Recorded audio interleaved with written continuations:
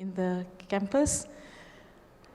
This afternoon, we are talking about the Pillar 3 initiative of Vice Chancellor's 100-day speech on research and innovation, and the initiatives that are under the research innovation pillar. Okay, so that he has already mentioned originally. So the initiative that he mentioned, okay, one, okay, research funds opportunities. 2, WoS Publication Reward. 3, research ecosystem. 4, scholarship program. And 5, matching fund or partnership fund. So we'll go into each of them, okay, with what we plan to do in terms of implementation of these initiatives. Perhaps we also encourage members of the university to actually, if you have ideas on how you like to do the implementation, maybe to write in so that we can see if we can try and put them into the initiatives. I would also like to, before I forget, take the opportunity to thank members or task force members, and also task force members recently who actually sat down to come up with some of the action plans, okay, that we are going to perhaps use to implement. Also member of the PNI team, we have Prof. Shaliza and Prof. Yasmin and Prof. Noran, Prof. Saiful, and some of my our deputy dean for clusters in the audience below. So let's just go down into the initiative of what we plan to do. Okay, so for the research fund opportunities, we're looking at how we can actually help to researchers to actually apply for funds, for example. So there would be some training program. I know, you're all very professional at this, but sometimes, we actually need to look at how we need to apply funds from, the funding body, because each funding body requires different, requirement for funds application. Okay. The other initiative you're looking at is 50% of the fees which will be given to supervisor for research. This would be some of your funding opportunities. So when the student pay fees, 50% of the fees paid by the students will be channeled to the supervisor, as the VC mentioned, so that you can have some funds for you to start off your research, perhaps while you're applying for other research grants, so that you can have more funds. But at least you have something to start on with. So the higher number of students you get, the more fund that you probably will get. Although we will actually have to look at the number of students because the funds are also still quite limited. This only apply to the new. Only apply to PhD students at the moment, and a new PhD recruit, okay, that starts in September 2021. Okay, currently for new recruit, the students that will register in 2021, then we'll start giving you, 50% of the funds, okay, for the student that actually you supervise or enroll with you. And we will actually have it for a maximum period of 36 months per student. Okay, so because we know that you need at least 3 years, and we would like to actually encourage as much as possible 3 years. I mean, for the students to actually graduate, maybe a little bit more, but the 50% would be an initiative for a 36-month period or 6 semesters. Okay, we also hope to enhance the top drawer proposals. As I'm sure you know, faculty now are actually working very hard to actually get top drawer proposals. Top drawer proposals does not mean that once you write the proposal and you submit it to maybe IPPP, you'll get the fund. No. The idea is to have, this is kind of an idea bank where you actually now have the proposal kind of ready, okay? And when there is a call for proposals from any part, okay, including FRGS that you normally go, or you got call from, okay, from any part of the agency, we will be able to see that, you know, there is already a proposal or an idea ready, okay, which you can then enhance, okay, so we can actually work with the researchers to maybe fit it into the requirement of the funder, okay. So this hopefully will increase the chance of you getting funding, okay. And you know, if you do submit this proposal and it goes through IPPP, at the moment, we have a group of people working with cluster that can actually look at these proposals to be able to enhance them or make them, you know, more viable for funding later.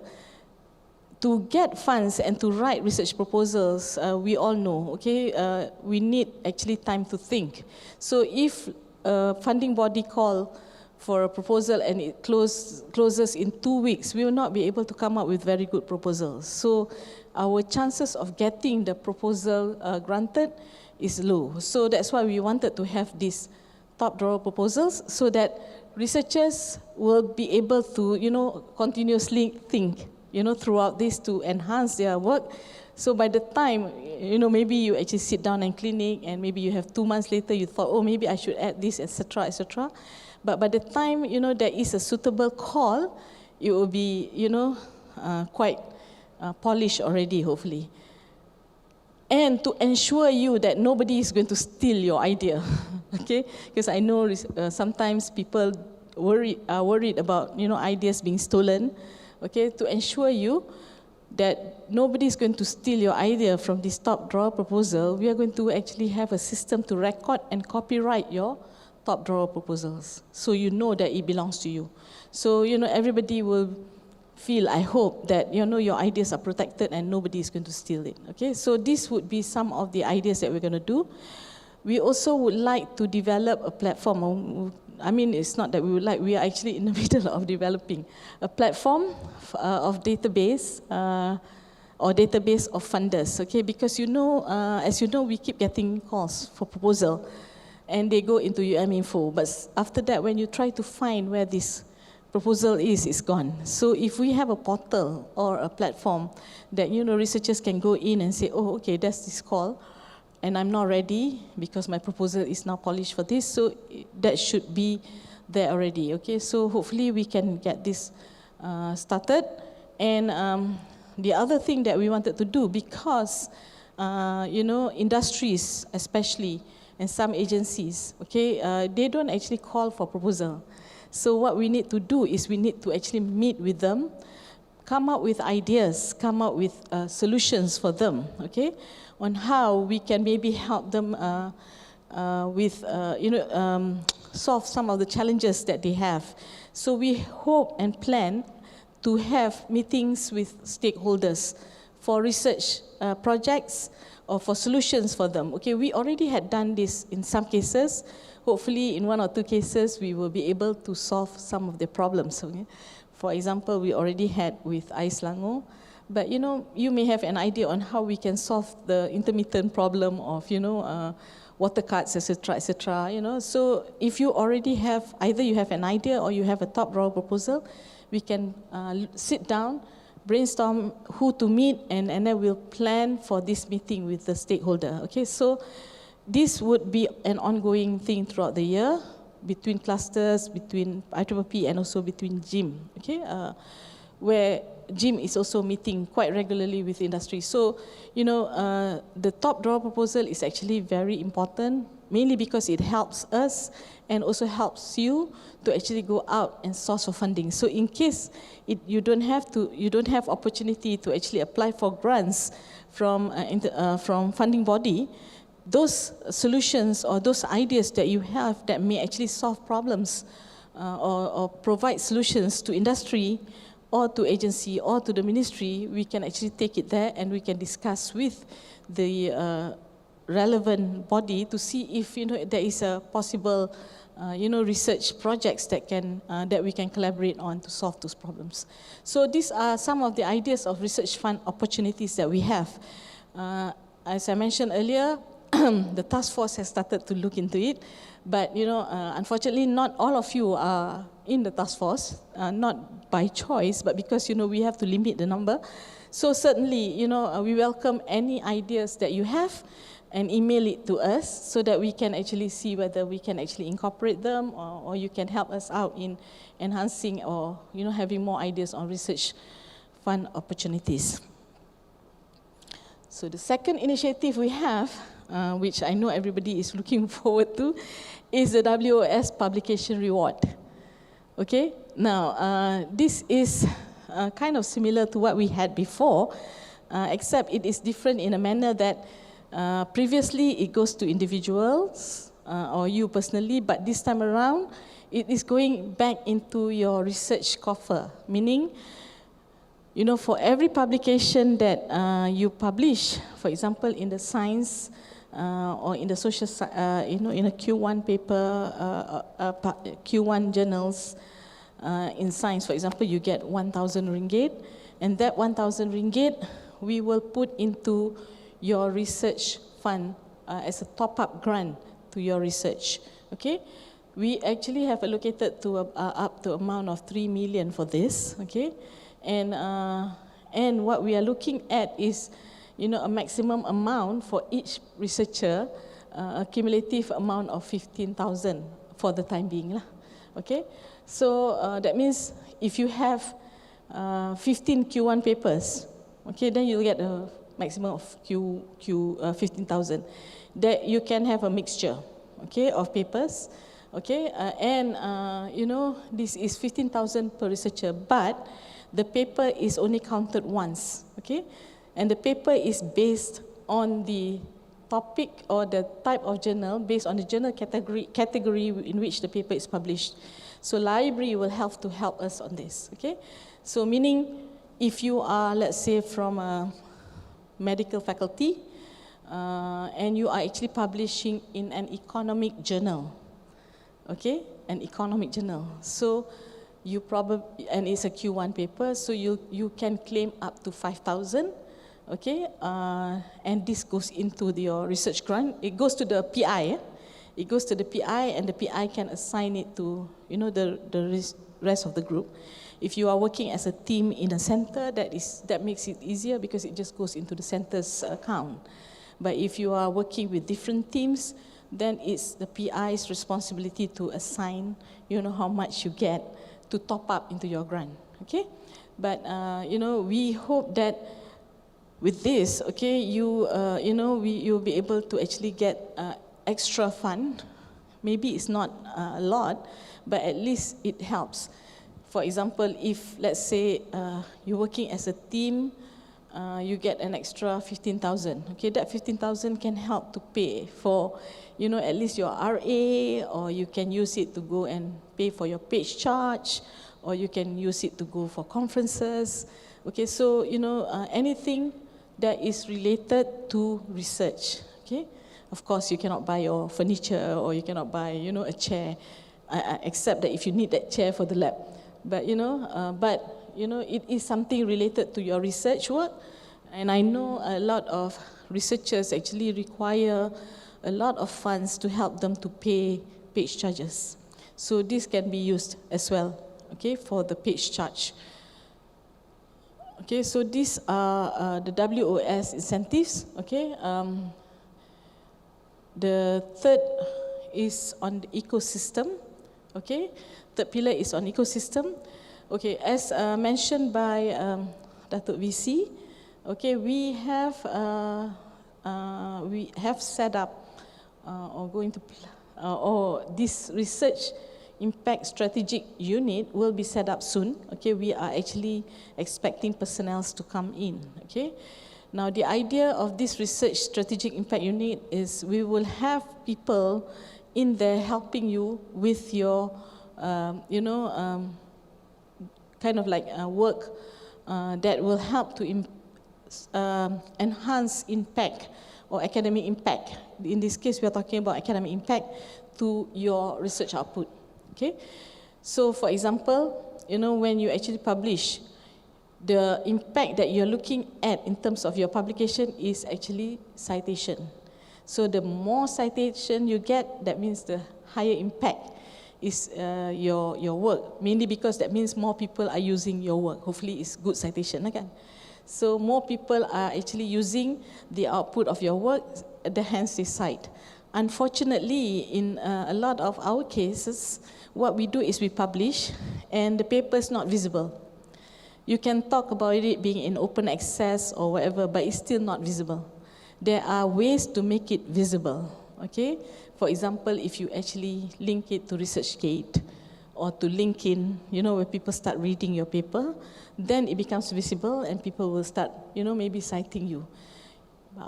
Most cases, we just send them to publication and we just hope that one of these days somebody will read the paper and cite the paper. And if you look at, you know, a lot of papers, mine included, there's a lot of papers that has citation of 0 or maybe 1.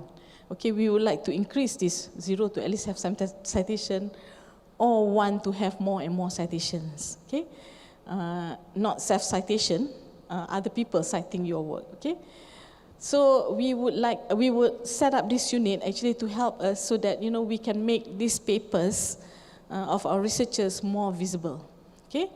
We know that this worked before, okay, but I think, you know, faculty stopped doing this mainly because either you don't have time or you don't have, you know, staff who actually help you and you actually need to do this alone.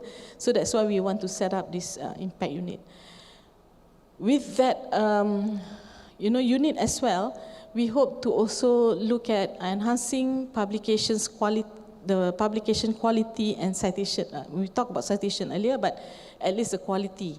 Because, you know, sometimes when we write, and because we write in a hurry, we sometimes do not edit the thing properly, so we send them to editors, and then it comes back to tell us, have a native English speaker look at it, you know. It's not that, you know, that your English is bad, but because, you know, because it sounds like that. In fact, you know, we receive many, in fact, just with even an English person's name, it comes back to us and say, because you have a collaborator, an English collaborator, it comes back to us and say, you know, have a native English speaker, please, you know, proofread this. So we will actually help to do that. In terms of enhanced publication, we have a person that we were thinking who would be able to help, particularly with some of the, you know, areas where you probably are more comfortable publishing in Malay, but, you know, it would be also good to publish in English. And, you know, some ways of writing in English may not be familiar to you.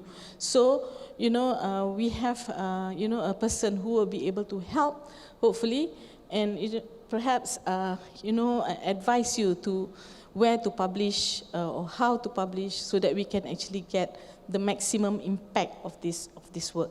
So, you know, then you will have also within this unit a person to bounce off your idea on whether the publication should be sent to, you know, one journal or to another journal. So this is also the job of this unit, okay? We are also looking at theses, and we have many theses, and some of these theses actually would be good to be converted into a book.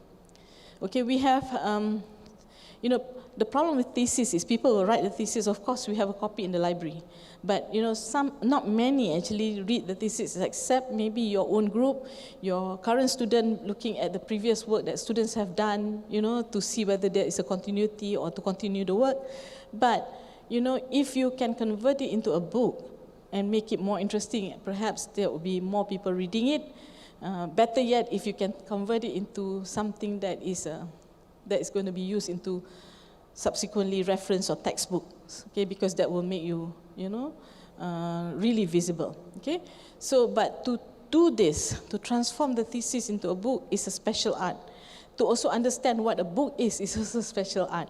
You know, books have to have certain criteria to actually enable them to be books compared to thesis. So we need to actually look at some of these theses that we already have. We need to work with the supervisors and the students of this, the owner of this thesis, and as well as the supervisor, and see how it can be converted into a book. And hopefully, we would like for it to be published by, international or recognized publisher, UN Press, or better yet, if you can be an international publisher, so that it can be used, by others. The information can be used by others. And the last thing that this, not the last, but maybe last but not least, there must be others, but currently, what we're thinking about for this unit to look at is the UM's journal, and we wanted to push them into the WoS or the Scopus Index database. This means that, we need to work with the editors of these journals. It's not easy, but it is doable. It's doable. So we do have some already in WoS and some in Scopus, but we would like to have more. Because, and we would like to actually, once it's there, we will probably, hopefully, get more authors from international publishing in that journal, rather than, just the local authors, for example. So this is the other strategy that we have for the research impact strategic unit. Now, we also are looking at research empowerment. This would be some of the things that clusters would be working with you on. They have already started, as you mentioned, but perhaps not as but perhaps it's not as visible. So this year, they are going to really go all out and actually be visible. I think they have actually preparing or are preparing a calendar of activities throughout the year. So, you can actually look at the calendar. Hopefully, it'll be up on the website. I'm just looking at our friends over there. It'll be up on the website, to say that, in the month of March, there'll be this webinar, this training, this, activities. And when you are free or available, you can actually join this. And also, you can contact them if you personally want to have a one-to-one clinic or a one-to-one session with them to maybe enhance your proposal or maybe to understand some of the, processes, or or you are suddenly called by KPT saying that we don't agree with your progress, and cluster can help you out in how to sort it out and see whether we can, or PPGP can help you out to see how we can sort this out. So these are some of the work that currently is ongoing, and we are going to enhance it. So research clusters are going to work with you on how to write winning proposals. Clusters have been working with, many of our prominent researchers who actually are very good at getting proposals, getting grants, by writing proposals. They just write any proposal they write, they'll get the grant. So they have been working with these people to actually help you on how to write proposals, because there is an art to it.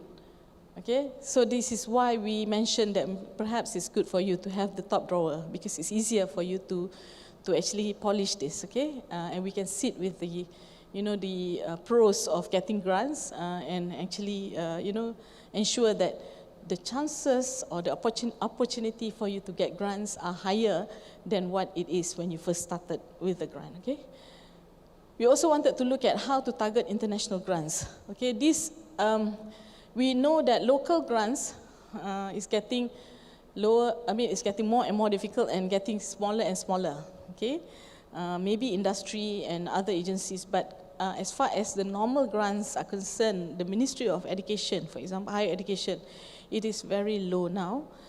It's going to get lower. The Ministry of the MOSTI is also getting lower budget, and more importantly, very targeted budget. So that means you can only work in specific area. You cannot work in other areas that may be of importance to you. So the best target is the international grant. But international grant, you are competing worldwide. So even in the world, the chances of you getting that grant is maybe about 20%. So, there are ways of getting this, particularly if you have good collaborators. So clusters have been working with some of these people and actually working and trying to get international grant.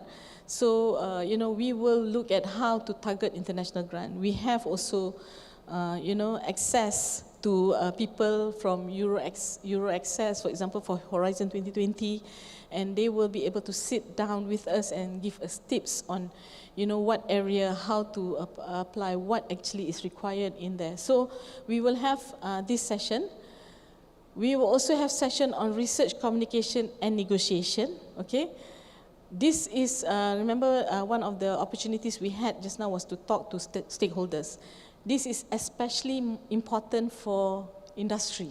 Okay, because an industry, they will be very specific and very targeted on what they want. And, and we need to learn to negotiate, to communicate our ideas and to negotiate on how to actually approach industry and how to actually entice funds from them, okay, to help them solve their problem with our research output. So this art is actually, not easy. Okay, we need other people or other agencies outside. Okay, Prof. Yasmin's team at ICE, ICE, has been working very hard. They have a panel of experts helping, okay, people from MAGIC, people from MIT, etc. Okay, and so we will sit and hopefully, have this, program, so that if you think you want to go and target industry because you know that you have a very good technology, okay, that can move the industry forward, okay, then, you need to learn how to communicate that and actually now to negotiate. So Jim should be able to work out with you. And the other thing that is more important, okay, when people are talking about, research, and we've talked about research impact already earlier, which is citation, for example, that is academic impact. But what is more important now, okay, is the impact beyond academia. Okay, how does it impact the society? How does it impact the industry? How does it impact our community? Okay, so this cluster is working very hard on to show that we can eventually impact the society. I know many of you have actually applied for IIRG, Industrial Research, Impact Research Grant. Impact-oriented transparency research grant is a mouthful, okay? But and you know how difficult it is because not many of you. I hear people come to me and say, "I don't get this. It's not easy." Yes, it's not easy, but because we have to think of the impact, early on, okay? And this is similar to whatever we do. I'm sure in our mind we know that eventually we want to impact something. Okay, it's just not, okay, when we do research, okay, let's just publish, that's all. I don't think any of us actually think that way. I think most of us think, okay, we're going to do research, this is going to be an output that we're going to publish, but actually eventually this is the impact of what we're looking at. Okay, or this is where we are going to go at the end. So, this is the one that we want to tease and show, showcase. We have already some very good example of research that started from fundamental understanding but now has started to show some impact. So we want to showcase this, plus we want more of our researchers to start showing, the impact beyond academia. Okay, so these are some of the work that is going to be done maybe along this year and next year and on the research ecosystem within the community. Okay, so scholarship program, I'm sure this is the one that everybody is waiting for. Okay, we have actually put aside, I think about 7 million, yeah, about 7 million aside for this program, okay, the scholarship program, but it's going to be a very competitive one. Okay, very competitive one, and it will begin with the new recruit coming in September. So we have to start now, where we actually start advertising, okay, or getting people, okay, who wants to actually do PhD in okay, and we will look at, the candidates, okay. So it's not just everybody who's going to come into will get the scholarship. It's going to be targeting very, very, highly qualified individuals, so that one, okay, your research will be moving. Okay, you need to have good students to run your research or to actually translate your idea that you have in the lab on the bench. Okay, so then we need to actually look at really good candidates. We were talking about all the criteria being launched in May, hopefully. Okay, and the scholarship is throughout the duration of your study for 3 years. Okay, 3 years. Okay, because we know that if they are very good students, they will finish on time. So it's a maximum of 3 years, but we will we will evaluate them yearly, because we do get complaints. Some students, they are very good, but maybe after a year they run into problem, and then suddenly you lose them, and and then they come back 3 months later. Okay, so we need to actually ensure that they are actually progressing well. Okay, and this would be subjected to the performance evaluation by the supervisor as well as the panel. Okay, so there are 2 types that we're looking for. Okay. Offering, not looking for. One is a full scholarship. These are only for PhD by research. Yeah? PhD by research only. There are PhD non-research, not by research, but we want to target only by research. Okay, there are two programs here. One is full scholarship, where you will be given, the students will be given a stipend of 2,500 ringgit per month and the fee. Okay, so we pay for the fee plus 2,500 stipend, and the 2,500 is a take-home pay. There will be no other cuts. Okay, there will no be cut. I mean, like previously, there will be cuts for KWSP, for SOTSO, but this one, it will be their take-home pay. So they know that every month they will get 2,500, not 2,500 pay, and actually when they go home, it's only 1,500, something like that. Okay. The second one is a partial scholarship, where we actually will not, we will give them, we will pay for their fees only. Okay, so they have to find a way to actually support themselves throughout the studies, but we'll pay for their fees. Okay, and again, we are targeting, very qualified student by merit. Okay, this is actually open to both local and international. Okay, most likely, in accordance to the research university funds or grant criteria. Okay, most likely we are targeting 50-50 perhaps, but we'll have to look at this. And we hope that, the foreign students, you'll be able to entice the best from the best countries. Okay, again, we are not talking about, getting students from UK or US. Of course, if you can get the best from the UK and US, fine, But, we are also looking at many other students from very good regions, okay? Nobody talk about East Europe, but, students from East Europe are very, very good, and we know especially if they are from the Russian Federation before, they are very good in mathematics, in physical, fundamental physical problems. So those are the type of students that we want to target, so that they can actually really translate our very fundamental ideas, we have into the bench, and hopefully, make an impact. So we welcome all the students. So if you do know, you can actually start preparing them. Okay, we hope to call for application in June, because now we are actually sitting down and actually putting down the criterias and how we're going to actually do the selection. We probably will have to interview, etc., etc. Because I know currently IPPP has already started, okay, the scholarship program for 200 students already, right, Prof. Shaliza? Sorry? Okay, yeah. So we already have started some. Okay, so this one will be perhaps,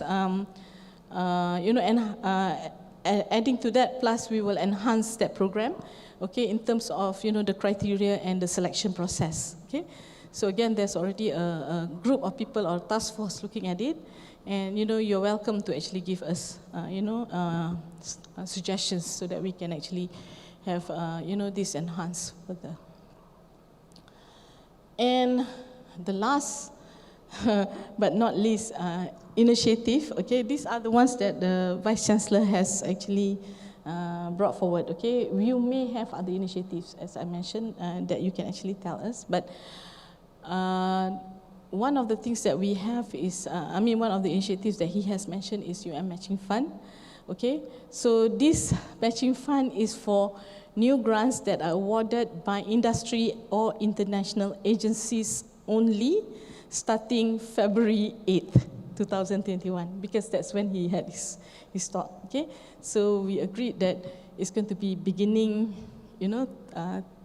February 8th. So if you actually lucky and you get $2 million on February 9th from, ICI or Dua Pharma, then you are eligible for this matching fund, okay? So the grant actually must be cash only, meaning you get the money, like our research grant, okay? You get it in cash, okay? And it must be transacted into the account. We know that some agencies, okay, international agencies, especially from Japan, okay, they actually give you funding and it goes into your bank account, okay? So you need to actually work with IPPP to put that money into the UM's account, okay, at IPPP, okay? So it must be cash only. I know there's a lot of companies that give, good, assistance in terms of in-kind grant, but we can't count that because sometimes in-kind grant is, way too high, and and also, we need to actually bring in the funds into for, other purposes.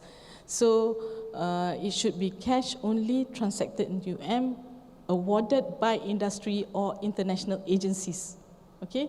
So if it's a government agency like MOSTI or maybe, MARDI, for example, or, NIBM, this is not counted because this is local government agencies, okay? But if they are international or industries, then they're counted. JLCs can be counted, okay? So TNB or Petronas can be counted, okay? So how we're going to do this is for every 3 ringgit, you get 1 ringgit up to a maximum of 50,000. I know, of course, you're going to say, I'm bringing in 10 million, I'm only getting 50,000. But this is the limit of the grant that we can actually, there's limit to the grant that we can actually give, okay? Secondly, okay, we need to also know what you're doing with this 50,000, because sometimes if you have 10 million, you don't really need this 50,000. You don't have to claim it. Of course, it'd be good to claim, but you don't really have to claim it because you have 10 million. So this 50,000, somebody else perhaps can use that fund. So you don't have to claim. But if you certainly need it, and I know many, especially from industry, because industry will give you a direct cost to a project, but they do not want to actually fund your student. So you really need that 50,000. So, this would be a matching fund that we give.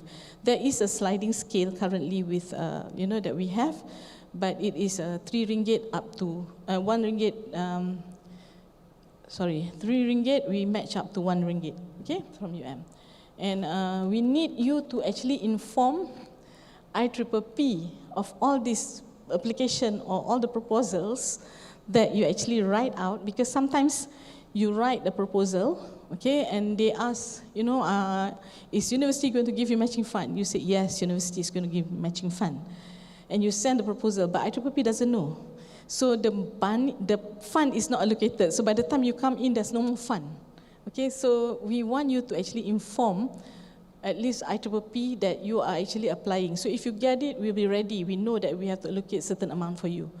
Or else if you write, because unfortunately, there has been occasion now, people still do that. They write without going through the university, but they get the fund.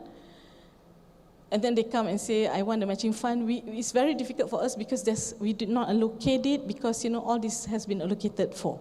So it's good for you to have it so that we can have it on record and, and should you get it, hopefully, if we don't have the fund, we'll try and source and work to try and get the fund to actually give you the matching or the partnership fund. So, so these are the current 5 initiatives that we have actually started work on, and hopefully will progress throughout this year and maybe next year. And we hope to actually also have more initiatives, the following year subsequently. And should you also, as I mentioned earlier, have other ideas or other initiatives you would like to suggest, please let us know, and we'll have a look at it and see how it can be implemented. Okay, so I think that's all I have for now. Thank you very much.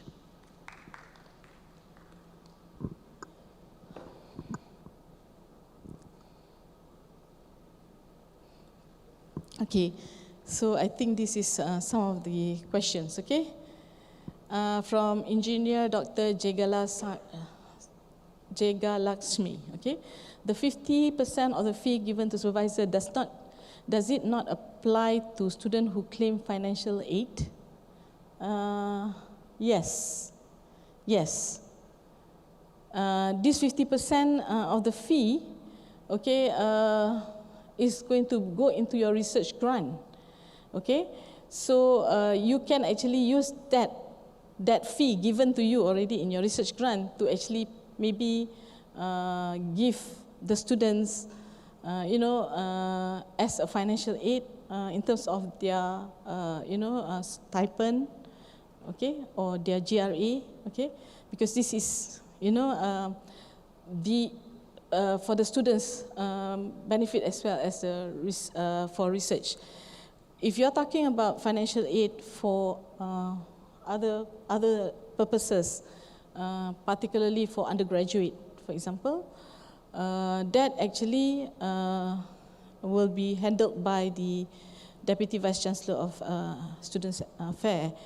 When we talk about the 50% fees, we are talking about the 50% PhD students' fee. Okay, PhD students' fee at the moment.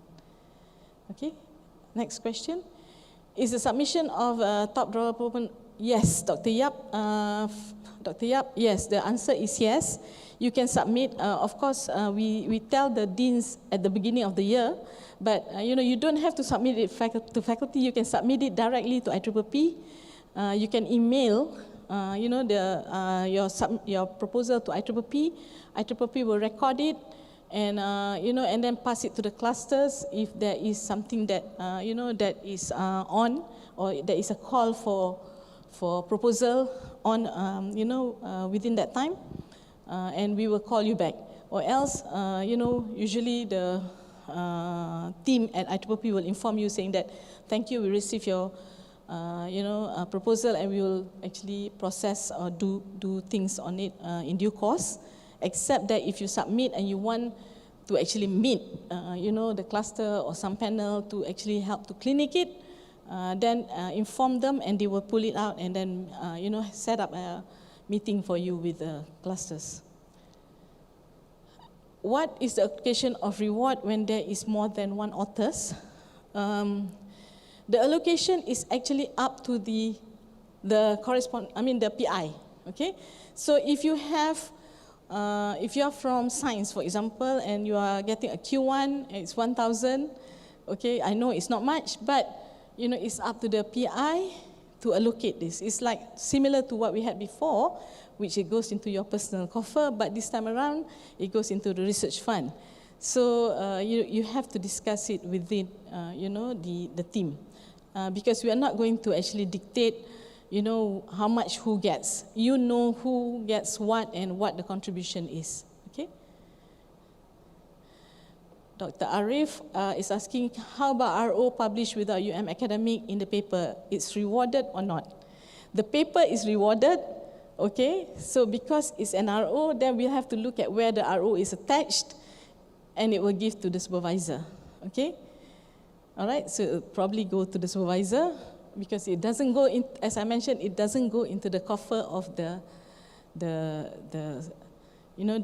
person. It goes back into the research fund. So if the RO actually publishes, the paper is UM's paper. Okay, so we will actually reward, And should maybe, should the RO wants to have a research grant, which is actually very good in this case because, it's very difficult for ROs now to get grants. There's nowhere. You go into MOSTI, you'll probably be the lowest in the priority. MOHI, for example, for RFRGS, you are the lowest in the priority. They're going to give all the lecturers first, in spite of the fact that maybe your proposal is Nobel laureate, level.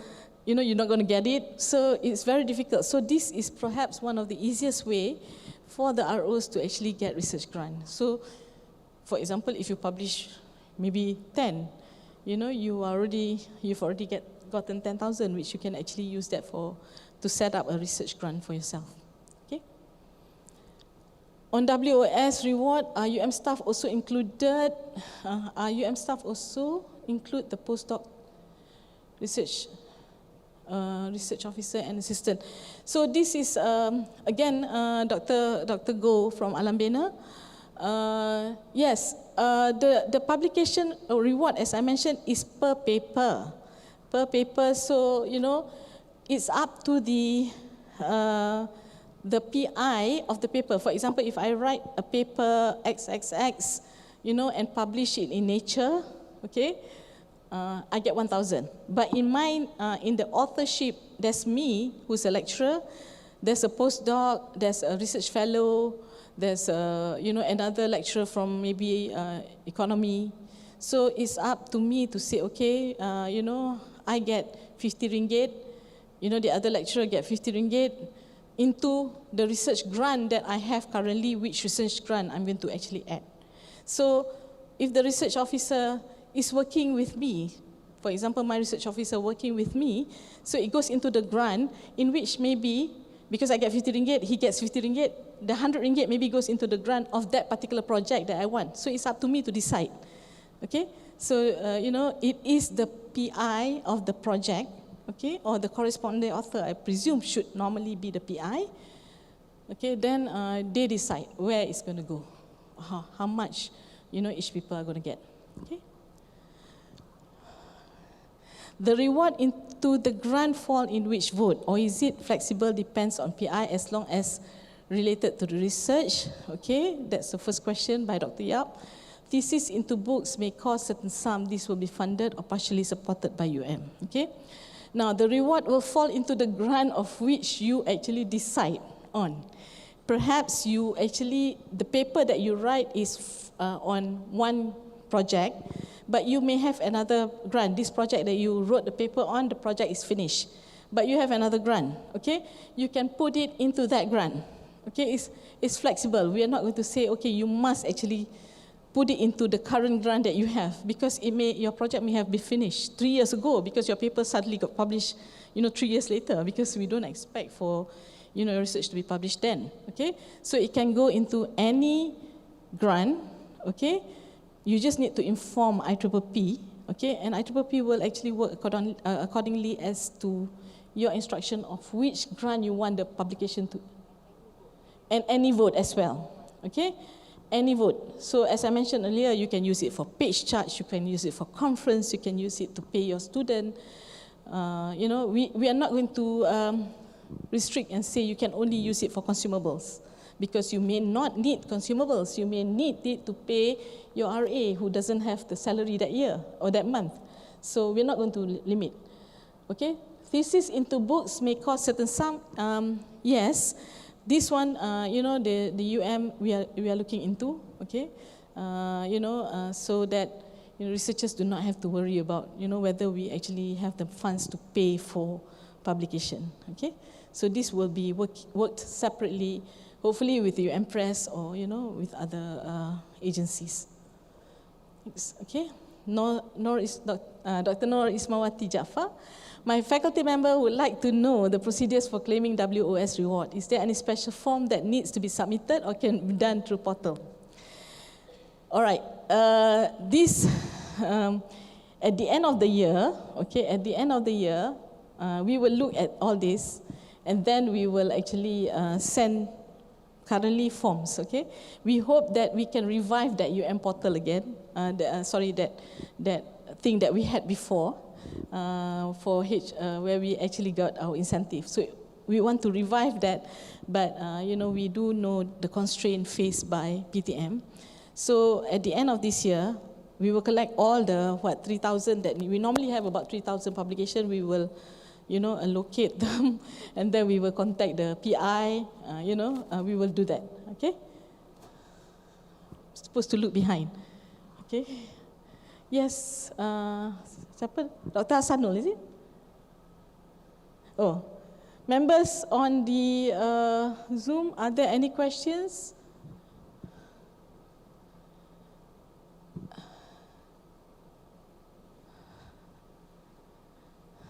Okay, we go back to questions since you can think of questions and let us know.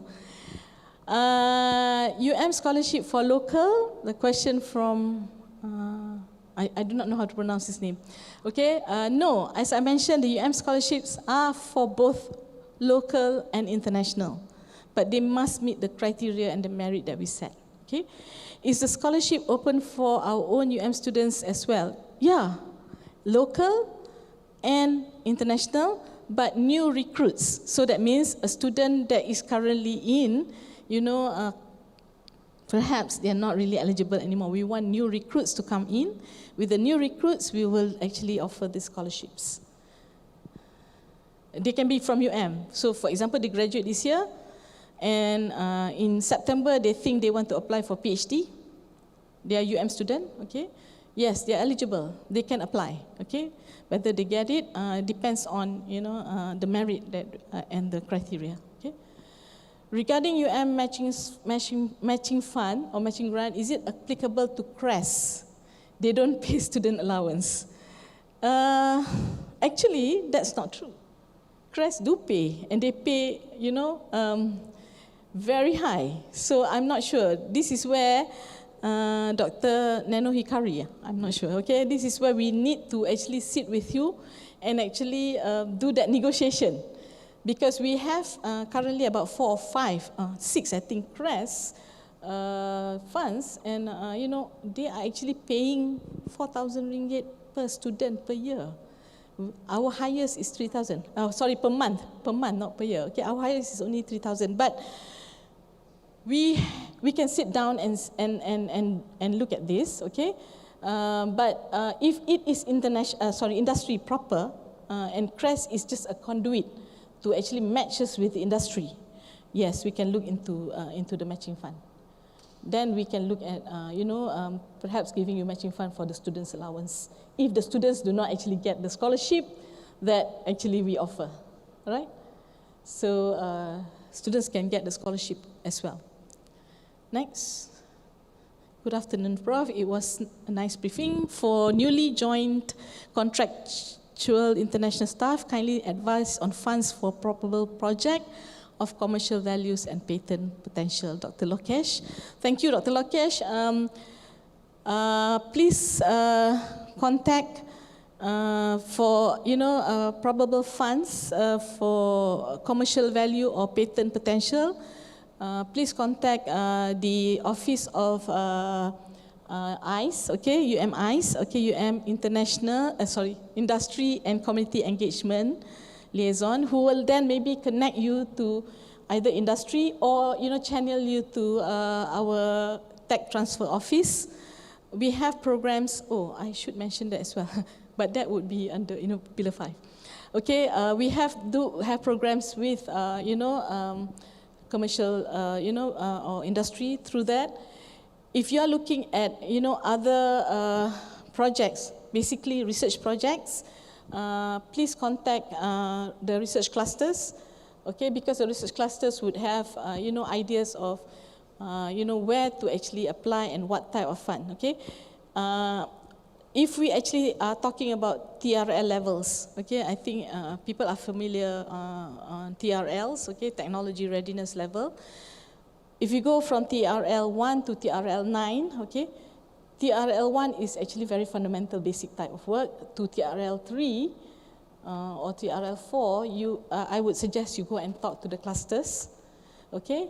If you are thinking of TRL 4 all the way to TRL 7, please go to the ICE, or Industry Community Engagement, or in Malay we call it GYM, okay, headed by Prof. Yasmin, okay, and who will be able to advise you on whether it's prototype or whether it's now ready, close to ready to market, or deep technology to go into innovation.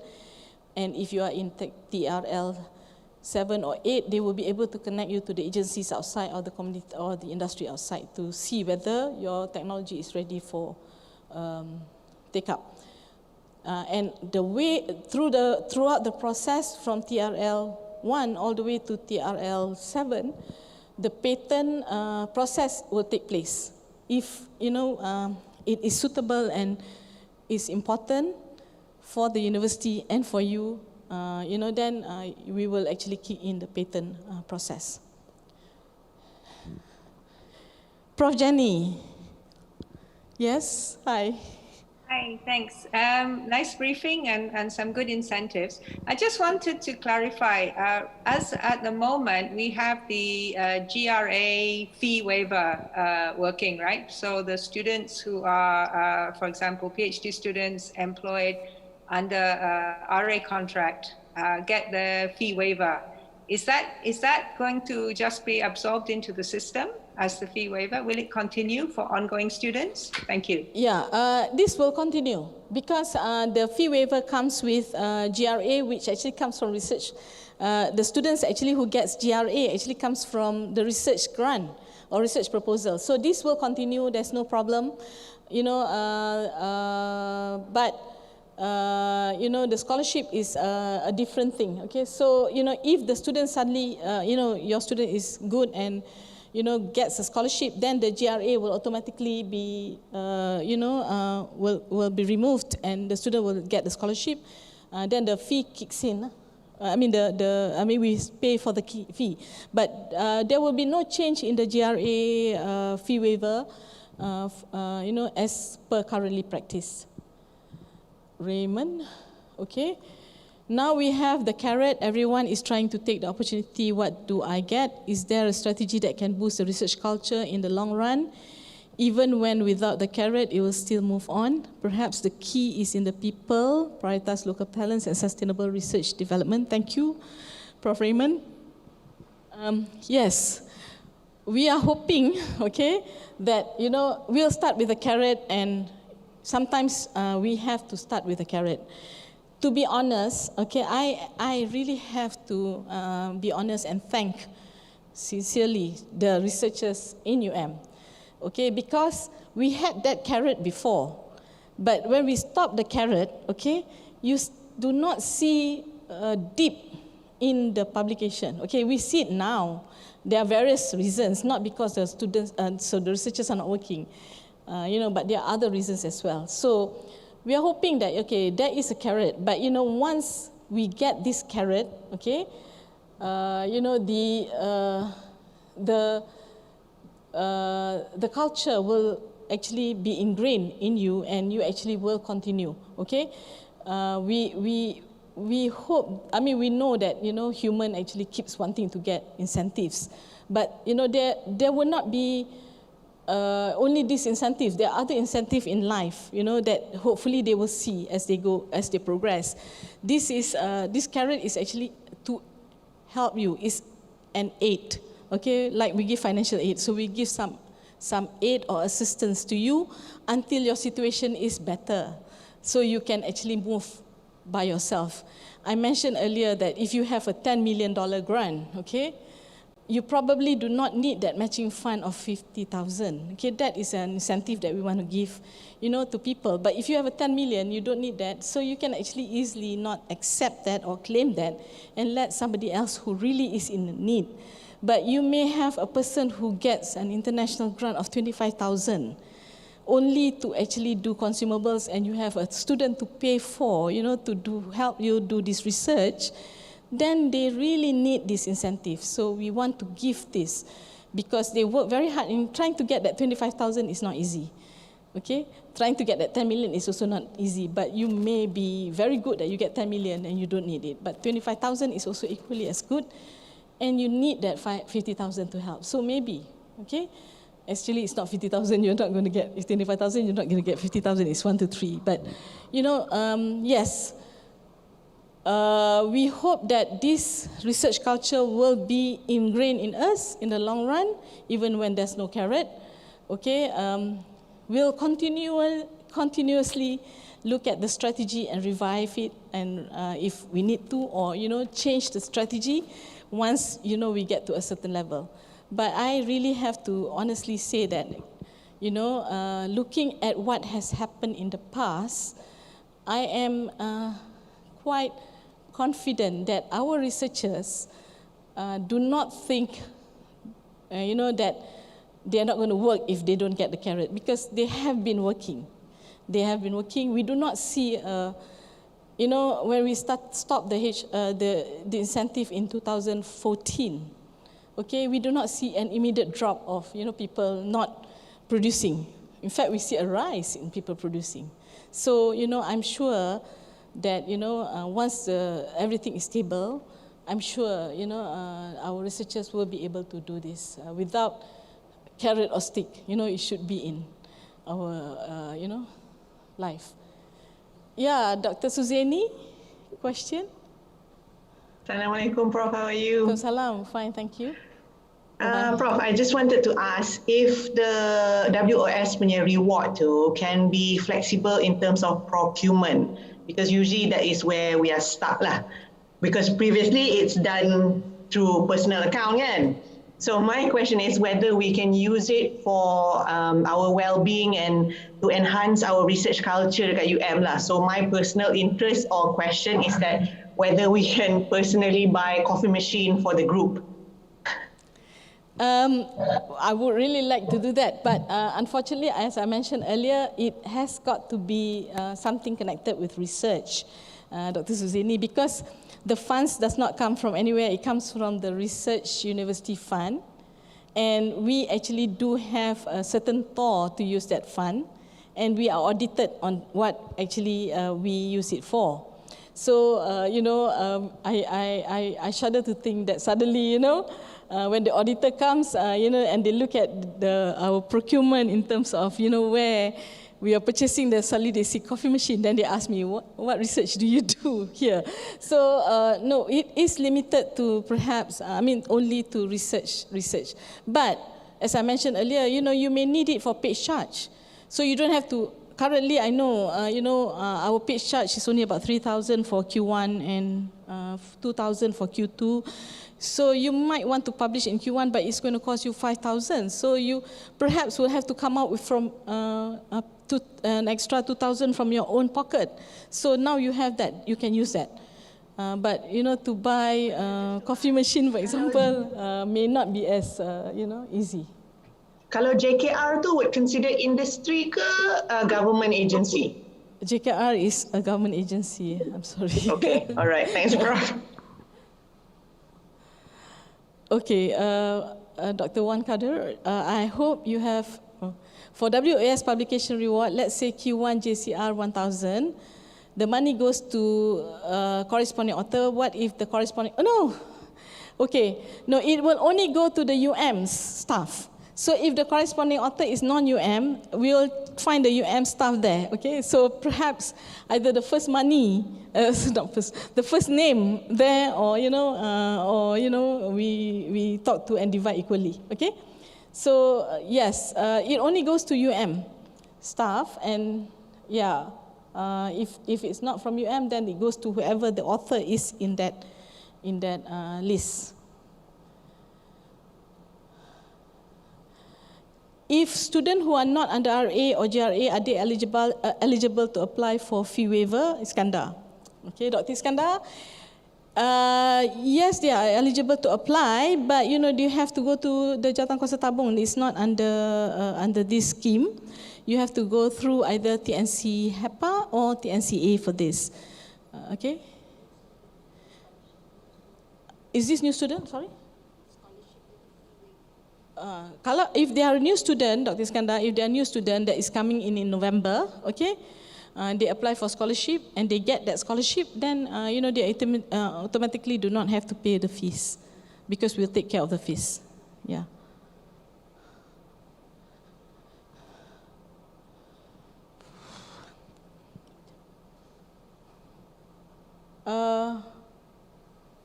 Is there any other question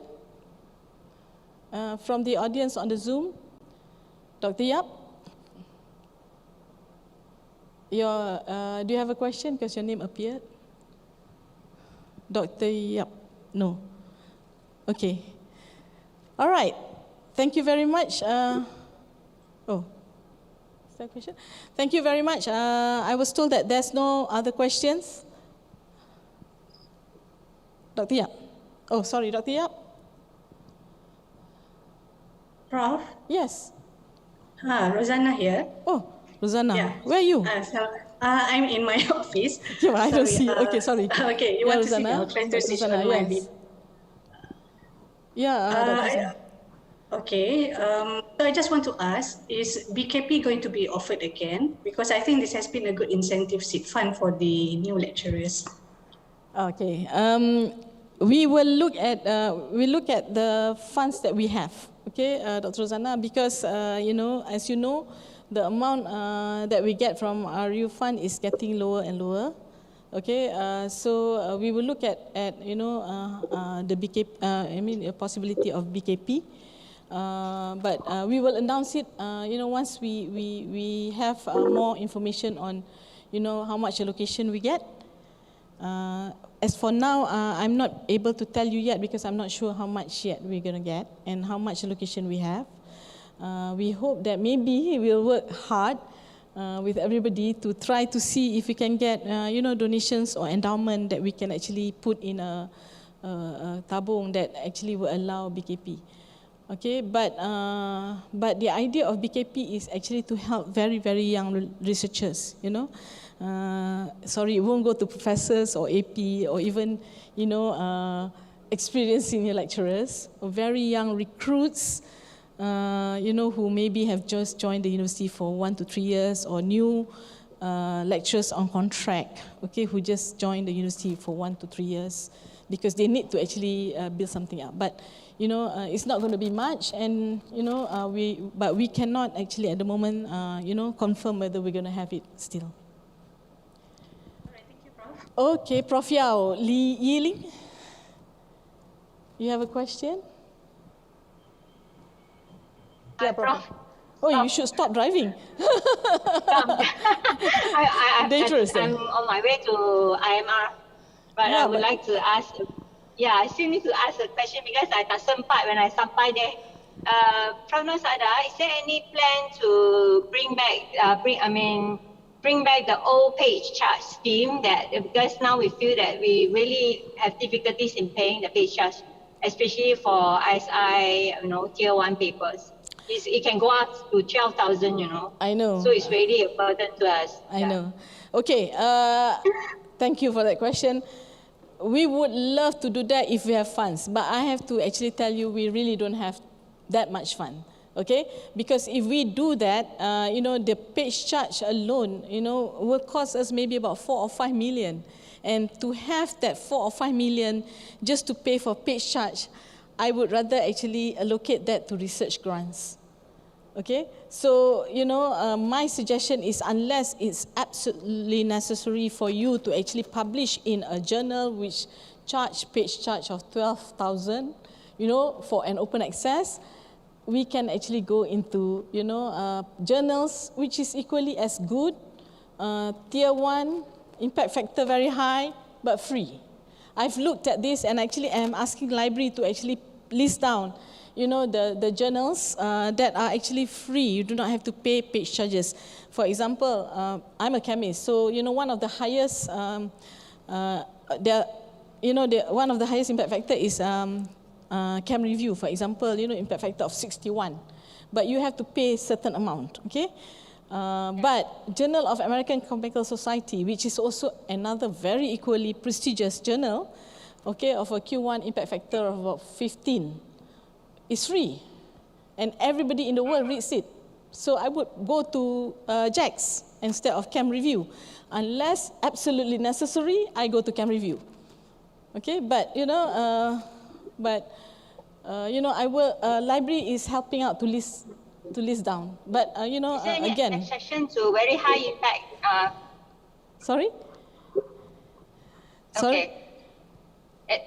How about those very high impact papers like those Nature and Science that go up? We still need to pay a Yes. whole lot of, yes. If you do get into nature, then I mean, please come and see. Yeah, please come and see me. We do have actually papers in Nature and Science already. In fact, last year we have one Science. Previously we had one Nature. Prof. Yvonne published in Science, but she never come to me for publication. So I think page charge, because I think they work with their co-authors, and I think there is some arrangement with the co-authors. Okay. Yeah. And then there's also one term that we must publish our paper when our grant is still active, right? No. You because can... when we submit the pay charge claim, they are asking whether we have active grant ongoing. Do we? It has to be active. Yeah. Yes. If it is expired, I think we are giving a grace period of maybe 1 year to publish our paper. Yeah. But sometimes we do publish. Yeah. 1 or 2 years I see what you later. mean. Yeah. Okay. So you need to just inform IPPP that this is from what grant, because the reason we do that is because when we give you the grant, okay, previously we actually we give you maybe 5,000 or 3,000 page charge, okay, because we expect for you to publish one, okay. But sometimes researchers don't publish that year, so they use that fund for something else. So what we do is we actually take that fund and we put it into the page charge fund, okay? So, so you don't see in your allocation there's something for page charge there, okay? So, when you actually now finally publish, okay, your page charge is already in the tabung. So you actually have to inform IPPP that this is from this particular research, and they should be able to work that out, okay? Okay. All right. Thank you, Prof. Drive safely. Thank you. Okay. Dr. Vimala is asking, where will the reward be channeled for WoS paper published without any active grant? Okay.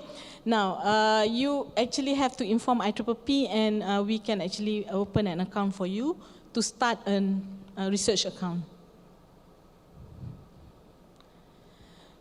Okay, seems like there's no more question. Thank you very, very much. Please feel free to drop us any suggestions, other suggestions, either to me or IPPP or Jim or even the clusters, of suggestions that you have, and we'll see if, we can try and incorporate or entertain them. Thank you very, very much.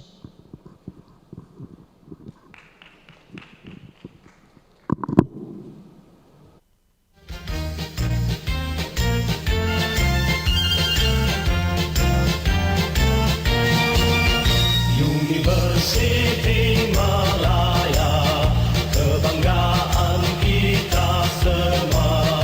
Bertambah para ilmuwan di berbagai lapangan. Kami bertekad di hati mencapai cita murni. Tradisi kecemerlangan menepati